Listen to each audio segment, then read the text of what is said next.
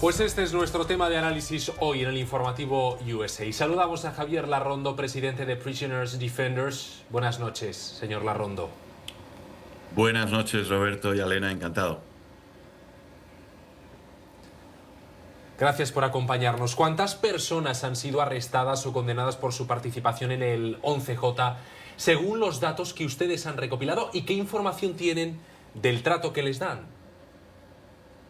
Bueno, vamos a ver, el 11 de julio de 2021, Naciones Unidas escribieron una carta acusatoria a Cuba que fueron detenidos entre 5.000 y 8.000 personas. Nuestras cuentas y nuestra monitorización ha llevado a saber que 2.000, en torno a 2.000, un poquito más, fueron procesados penalmente. Y los que han estado en prisión, pues han sido numerosísimos, bastantes más de 1.000, según nuestras cuentas, que son parciales, pero además, hoy en día, de los 1.158 prisioneros políticos, más de 700 pertenecen al 11 de julio, el 65%. O sea que todavía la situación es muy grave. De esos 421 están entre rejas y sufriendo torturas constantemente. Y de los excarcelados que no liberados, que el régimen dejó fuera de prisión en régimen carcelario domiciliar desde enero, ya 4 han sido revocados porque están permanentemente sometidos a represión, citaciones, amenazas, y no pueden hablar, etcétera, etcétera. En cuanto uno habla, vuelve a entrar en prisión. O sea que la situación sigue siendo, a nivel de presos políticos y las torturas en las cárceles, terrible. Le quisiera preguntar en esa cifra cuántos de ellos son menores, porque muchos habían sido acusados, pero cuando se vieron las pruebas, según los informes que ustedes tienen y hemos leído, muchos estaban caminando pacíficamente. ¿Cómo es la situación de estos menores? Bueno, pues actualmente menores que provienen del 11 de julio son 28 condenados, de los cuales 5 están entre rejas y el resto están en situación, pues, en régimen domiciliar, de diferentes circunstancias. Todos ellos amenazados, todos viviendo un calvario, porque en Cuba, cuando se sale de prisión, el calvario no acaba. Tienes una patrulla en la esquina que te dice que no te puedes salir de casa, tienes gente vigilándote en las redes sociales, etcétera. Bueno, estos son los jóvenes que entraron siendo menores en prisión, pero no contamos todos aquellos que entraron siendo menores y ya salieron de prisión y terminaron sus condenas hace tiempo. Son decenas más. De hecho, Cuba ha reconocido que mete en prisión a cientos de niños al año y dice que los mete en centros de reeducación, pero no pertenecen al Ministerio de Sanidad, sino al Ministerio de Interior. Y son cárceles exactamente iguales que las de los adultos, con rejas y trancados y bajo las mismas circunstancias. ¡Qué horror! A niños. ¿Qué tipo de cargos se están usando para condenar a los manifestantes, a aquellos menores, también a los adultos que se han encarcelado por manifestarse en unas protestas absolutamente pacíficas?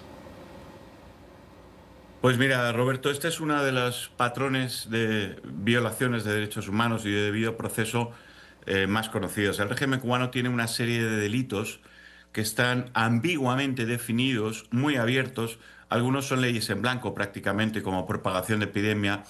Y estos delitos, normalmente asociados a hacer algo en contra de la autoridad, que ellos se pueden inventar, porque lo que vale es que la gente le diga que le insultaron y ya con eso tienen un desacato. Pues mira, tenemos muchísimos condenados, muchísimos, cientos por desacato, cientos por atentado, cientos por sedición, de los cuales además más de 100, 120 aproximadamente, fueron juzgados por tribunales militares siendo civiles. Cientos, diría yo que la mayoría tiene algún cargo de desórdenes públicos, que también es otro delito de estos del régimen cubano, completamente ambiguo y poco definido, que les permite hacer cualquier cosa con ello. Después tenemos desobediencia, pero también tenemos la desobediencia penal precriminal, por lo cual están condenados más de 10.000 personas en Cuba. Pero entre los presos políticos también existen estos casos. O sea, hay una variedad de delitos, pero normalmente están centrados en delitos ambiguos que ellos pueden manejar en los tribunales, que pertenecen al Partido Comunista y al régimen. Los abogados defensores pertenecen al Partido Comunista y al régimen y al Ministerio de Justicia, con lo cual a veces los abogados defensores piden condenas para sus defendidos. O sea, es un dislate el sistema penal cubano, viola todo el debido proceso. Y en este sentido, pues bueno, estos son los delitos más habituales, ¿no?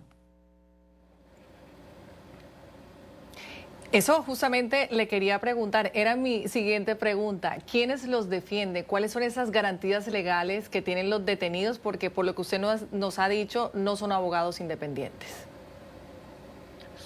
No son abogados defensores en términos de la legislación internacional y violan todos los principios del debido proceso, porque para ser abogado defensor tienes que tener independencia en la defensa. Si tú dependes del Estado, que es el acusador, y tú eres del Ministerio de Justicia, y toda tu vida laboral depende del Ministerio de Justicia, en ese momento pasa lo que pasa. Y es que lo que pasa es que los abogados defensores actúan como fiscales blandos.